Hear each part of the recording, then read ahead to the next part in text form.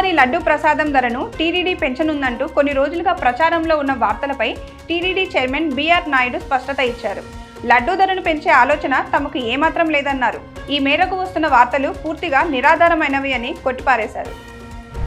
ప్రధానమంత్రి నరేంద్ర మోదీ కర్నూలు పర్యటనపై ఏపీసీసీ అధ్యక్షురాలు వైఎస్ షర్మిల తీవ్ర స్థాయిలో విమర్శలు గుప్పించారు.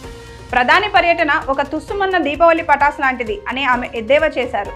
ఆంధ్రప్రదేశ్కు వచ్చి బీహార్ ఎన్నికల కోసం కాషాయ వేషం కట్టారని, శ్రీశైలం మల్లన్న సాక్షిగా నీచ రాజకీయాలకు తెరలేపారని ఎక్స్ వేదికగా ఆరోపించారు.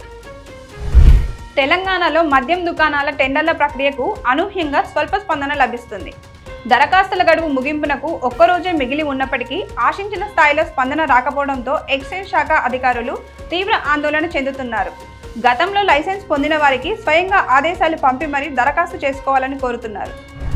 తెలంగాణ రాష్ట్రంలో స్థానిక సంస్థల ఎన్నికల నిర్వహణపై నెలకొన్న సందిగ్ధతపై హైకోర్టు కీలక ఆదేశాలు జారీ చేసింది. ఎన్నికలు ఎప్పుడు నిర్వహిస్తారో 2 వారాల్లోగా స్పష్టత ఇవ్వాలని ప్రభుత్వాన్ని రాష్ట్ర ఎన్నికల సంఘాన్ని ఆదేశించింది.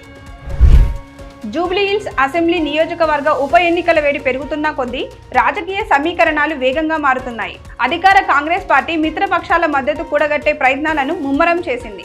ఇందులో భాగంగా టీపీసీసీ అధ్యక్షుడు మహేష్ కుమార్ గౌడ్ సిపిఎం నేతలను కలిశారు. భారత తపాలా శాఖ తన సేవలను ఆధునీకరించే దిశగా భారీ ముందడుగు వేస్తుంది. దేశంలో ఏ మూలకైనా కేవలం 24 గంటల్లోనే పార్సెలను చేరవేసే కొత్త విధానాన్ని తీసుకురానుంది. 2026 జనవరి నాటికి ఈ సరికొత్త స్పీడ్ డెలివరీ సేవలను దేశవ్యాప్తంగా అందుబాటులోకి తీసుకురానుంది. బీహార్ అసెంబ్లీ ఎన్నికల వేడి రాసుకుంటున్న తరుణంలో ఎన్డీఏ కూటమి ముఖ్యమంత్రి అభ్యర్థిపై కేంద్ర హోంమంత్రి అమిత్ షా కీలక వ్యాఖ్యలు చేశారు. పోయే ఎన్నికల్లో నితీష్ కుమార్ నాయకత్వంలోనే కూటమి పోటీ చేస్తుందని స్పష్టం చేసిన ఆయన ఎన్నికల తర్వాతే ముఖ్యమంత్రి ఎవరనేది నిర్ణయిస్తామని చెప్పి రాజకీయంగా ఆసక్తి రేకెత్తించారు. దేశ రాజధాని ఢిల్లీలోని ప్రతిష్టాత్మక ఢిల్లీ యూనివర్సిటీలో ఒక అనూహ్య ఘటన చోటు చేసుకుంది. విద్యార్థి సంఘం నాయకురాలు ఒకరు ఏకంగా పోలీసుల ముందే ఒక ప్రొఫెసర్పై చేసుకున్నారు. ఈ సంఘటనకు సంబంధించిన వీడియో సోషల్ మీడియాలో వైరల్ కావడంతో తీవ్ర దుమారం రేగుతుంది.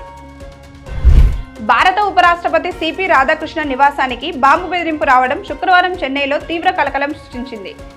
గుర్తు తెలియని వ్యక్తులు పంపిన ఈమెయిల్ హెచ్చరికతో పోలీసులు అప్రమత్తమయ్యారు. అయితే క్షుణ్ణంగా తనిఖీ చేసిన అనంతరం ఈ బెదిరింపు కేవలం ఉతిదేనని తెలిసి చెప్పడంతో అందరూ ఊపిరి పీల్చుకున్నారు. పాకిస్తాన్ మాజీ క్రికెటర్ మహమ్మద్ యూసఫ్ మరోసారి వివాదాస్పద వ్యాఖ్యలతో వార్తల్లో నిలిచాడు. ఆసియా కప్ 2025 ట్రోఫీ వివాదంలో Pakistan cricket board chairman Mohsin నఖ్వీకి మద్దతు పలికాడు. భారత జట్టు ప్రవర్తనను తప్పుపడుతూ వారికి ట్రోఫీ ఇవ్వకపోవడమే సరైన చర్య అని వ్యాఖ్యానించాడు. కింగ్ అక్కినేని నాగార్జున తన కెరియర్లో ఒక కీలకమైన మైలురాయికి చేరువవుతున్నారు. ఆయన 100వ సినిమాపై టాలీవుడ్లో ఆసక్తికరమైన చర్చ జరుగుతుంది. ఈ ప్రతిష్టాత్మక ప్రాజెక్టును కొత్త దర్శకుడు ఆర్ కార్తిక్ భారీ స్థాయిలో తెరకెక్కించనున్నట్లు తెలుస్తుంది. Subscribe to the channel and download the Politicos app from the links in the description.